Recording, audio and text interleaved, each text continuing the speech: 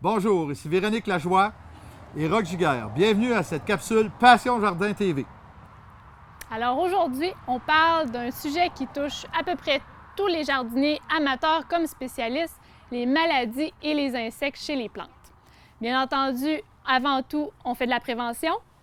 Et moi, je vais vous parler de la lutte, parce qu'il faut ce qu'il faut si on est envahi. La première étape pour avoir un aménagement en santé, c'est bien sûr la prévention. Donc, lorsque vous allez en jardinerie, choisissez des végétaux résistants.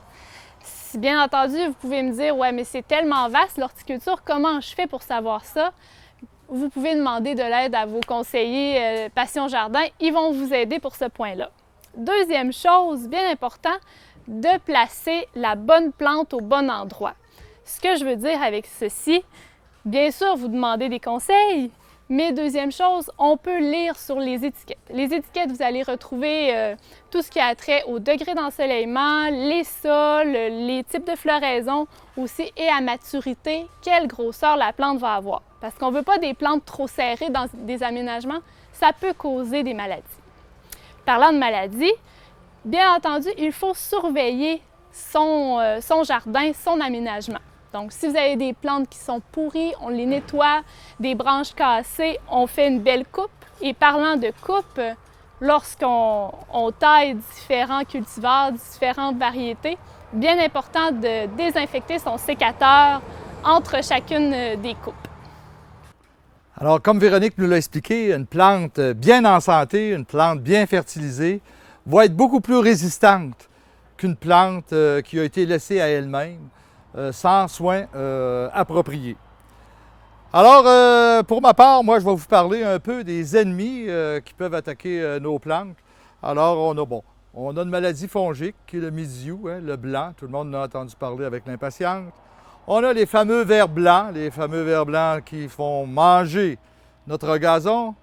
On a aussi la grille du frêne qui actuellement fait peur un peu partout. Et bien entendu, les scarabées japonais qui volent, qui mangent à peu près 40 variétés de plantes.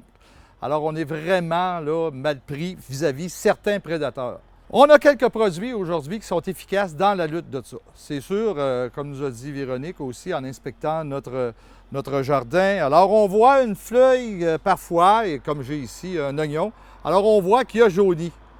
Ça ne veut pas dire qu'il est malade.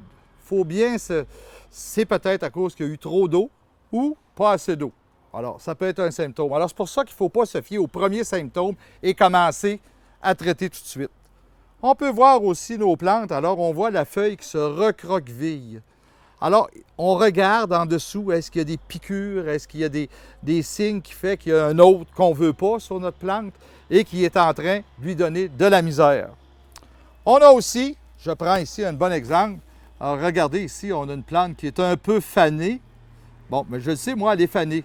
Mais là, on peut penser, ah, ma plante est malade. Alors, ne pas partir avec l'artillerie lourde tout de suite au premier symptôme. Alors, on s'assure, en inspectant, en faisant le suivi pendant à peu près 2-3 jours, comme on ferait pour une personne malade, de bien vérifier la cause de la maladie. Parce que c'est bien important de connaître la cause, soit de la maladie ou du prédateur qui attaque notre plante. Tout le monde dit « Ah, maintenant, avec la nouvelle loi, il n'y a plus de produits qu'on peut combattre et aider à nos plantes là, à ne pas avoir de maladies ou d'insectes. » Oui, oui, il y en a encore. Alors, tout le monde connaît la fameuse huile qu'on applique à l'état de dormance. Tout le monde appelle ça l'huile de dormance. Alors qu'on applique au printemps lorsque la végétation n'est pas encore sortie.